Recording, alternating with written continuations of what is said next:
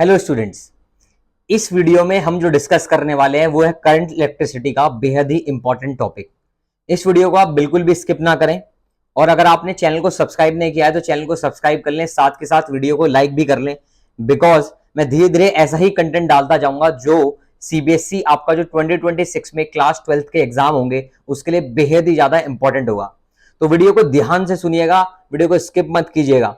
तो ध्यान से सुनिए, हम जो टॉपिक डिस्कस करने वाले हैं करंट इलेक्ट्रिसिटी का, जिसमें सबसे ज्यादा प्रॉब्लम आती है वो है केवीएल एंड केसीएल। जैसा कि आपने सब टाइटल में देख ही लिया होगा, जैसे कि आपने टाइटल में देख ही लिया है वीडियो के कि हम लोग करंट इलेक्ट्रिसिटी का केवीएल और केसीएल वाला टॉपिक डिस्कस करने वाले हैं। तो अगर हम बात करें केवीएल की और केसीएल की, तो सबसे पहले हम पढ़ने वाले हैं केसीएल। नाम से पता चल रहा है किरचॉफ्स करंट लॉ। केसीएल का मतलब क्या है? किरचॉफ्स करंट लॉ को हम बोलते हैं केसीएल। तो हम केसीएल को यहां पर समझेंगे, किरचॉफ्स करंट लॉ को यहां पर समझेंगे। तो आप ध्यान से अगर देखें, ये हमारे सामने एक सर्किट डायग्राम बना हुआ है। हम पढ़ने वाले करंट का लॉ। कौन सा लॉ? करंट का। तो हम करंट की ही यहां पर बात करेंगे, क्योंकि करंट लॉ पढ़ रहे हैं तो ऑब्वियसली बात है हम लोग यहां पर करंट की बात करेंगे। तो अगर आप इस सर्किट डायग्राम में देखें तो यहां पर आपको नॉट दिख रही है, यानी एक जंक्शन दिख रहा है, और जंक्शन पर आपको दो करंट तो अंदर की तरफ एंटर करते हुए दिखाई दे रहे हैं और दो करंट बाहर जाते हुए दिखाई दे रहे हैं। तो current entering is equals to current leaving, यानी करंट एंटरिंग, जो करंट आपका एंटर कर रहा है, current entering is equals to current leaving the junction. यानी जंक्शन पे जो करंट एंटर कर रहा है इज इक्वल्स टू जो करंट जंक्शन पे क्या कर रहा है, लीव कर रहा है। उससे हमें पता चलता है basically Kirchhoff current law. Kirchhoff current law क्या कहता है? Current entering equals to current leaving. अब करंट एंटर कौन कौन सा कर रहा है? अगर आप देखें तो I1 और I2 यहां पर एंटर कर रहा है। अगर हम बात करें लीव कौन कौन सा कर रहा है, तो I3 और I4 यहां पर आपका लीव कर रहा है। तो current entering I1 plus I2 है, current leaving I3 plus I4 है। तो इस तरीके से बेसिकली हम क्या बता देंगे, आपका किरचॉफ करंट लॉ को समझा देंगे। किरचॉफ करंट लॉ आपका बेस्ड किसके ऊपर है? Law of conservation of charge. याद रखना, किरचॉफ करंट लॉ जो बेस्ड है वो law of conservation of charge, Lowcock. ठीक है, इसको हम लोकॉक बोलते हैं। Law of conservation of charge पर बेस्ड है आपका किरचॉफ्स का करंट लॉ। तो अगर आपसे कोई पूछेगा किरचॉफ्स का करंट लॉ किसके ऊपर बेस्ड है, देन आप बताएंगे किरचॉफ्स का करंट लॉ जो है वो law of conservation of charge के ऊपर आपका क्या है, बेस्ड है किरचॉफ्स का करंट लॉ। अगर मान लो हमें इस क्वेश्चन यहां पर क्या देता, अगर यहां पर मान लो आपका करंट जो होता वो 5 एम्पियर होता और नीचे होता आपका 4 एम्पियर और ऊपर होता 6। भाई ये 5 और 4 कितना होता? 9, यानी 9 एम्पियर करंट एंटर कर रहा है।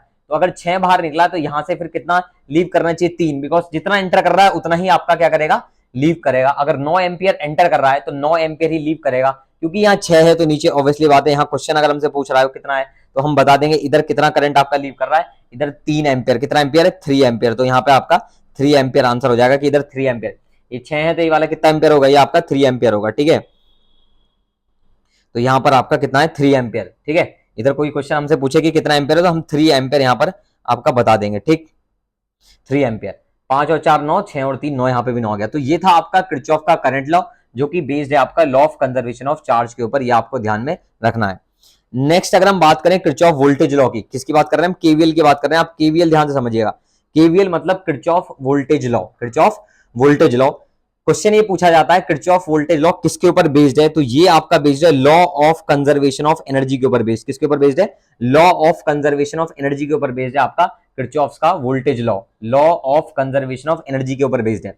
अगर हम इसको एक सर्किट डायग्राम से समझने की कोशिश करें तो सिंपल से एक सर्किट डायग्राम हमने यहाँ पे बनाया, 2 रेजिस्टेंस वाला सर्किट डायग्राम। नीचे हमने यहाँ पे बैटरी लगा दी और ये बैटरी का वोल्टेज हमारा V है। मान लो सर्किट में पूरे में, क्योंकि सीरीज में तो करंट सेम जा रहा होगा I, यहाँ पर R1 आपका रेजिस्टेंस हो गया, यहाँ पर R2 आपका रेजिस्टेंस हो गया। R1 resistance, R2 resistance. Circuit में आपका करंट कितना जा रहा है? सर्किट में करंट जा रहा है आपका I करंट जा रहा है। कितना करंट जा रहा है? I current. I करंट यहाँ से ऐसे फ्लो करता हुआ जा रहा है। ये वोल्टेज V है, ये R1 है और ये क्या है? R2 है। तो किरचॉफ करंट लॉ को हम लूप रूल भी कहते हैं। क्या कहते हैं? Loop rule. Kirchhoff current law को, किरचॉफ वोल्टेज लॉ को लूप रूल कहते हैं। किरचॉफ करंट लॉ को हम कहते हैं जंक्शन रूल। क्या कहते हैं? क्योंकि जंक्शन पे लग रहा है तो जंक्शन रूल ये लूप में लगेगा। किसमें लगेगा? सर्किट में लूप में लगेगा, इसलिए हम इसे बोलते हैं लूप रूल। क्या बोलते हैं? Loop rule. Kirchhoff current law आपका बेस्ड था law of conservation of charge के ऊपर। किरचॉफ वोल्टेज लॉ की अगर हम बात करें तो ये आपका बेस्ड है law of conservation of energy के ऊपर। किसके ऊपर? Law of conservation of energy के ऊपर। ध्यान रखिएगा, जैसा मैं आपको इस सर्किट में बताऊंगा आपको उसी तरीके से ध्यान में रखना है। कोई आपको कैसा भी बताता, आप अगर मेरे मेथड से चलेंगे बेसिकली तो आपको कभी भी कोई प्रॉब्लम नहीं आएगी।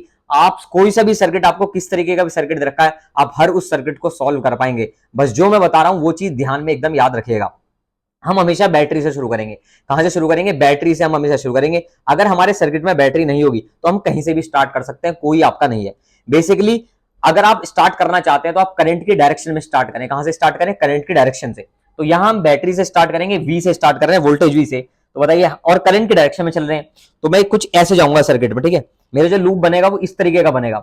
तो नेगेटिव से मैं पॉजिटिव गया, छोटा टर्मिनल नेगेटिव होता है, बड़ा टर्मिनल पॉजिटिव होता है। तो अगर मैं नेगेटिव से पॉजिटिव गया तो बताओ मेरा वोल्टेज क्या करा? इंक्रीज करा, यानी प्लस का वी हो गया। वोल्टेज मेरा इंक्रीज कर गया नेगेटिव से पॉजिटिव।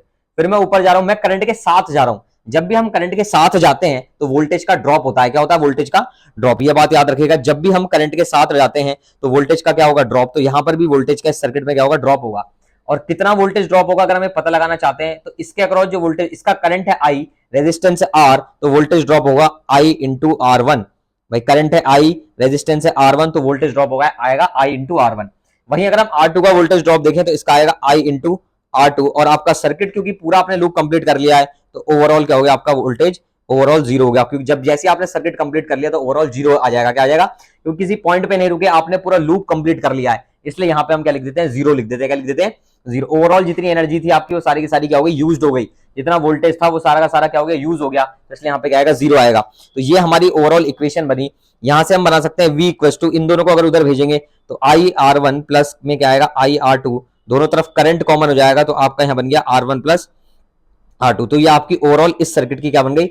इक्वेशन बन गई किरचॉफ वोल्टेज लॉ।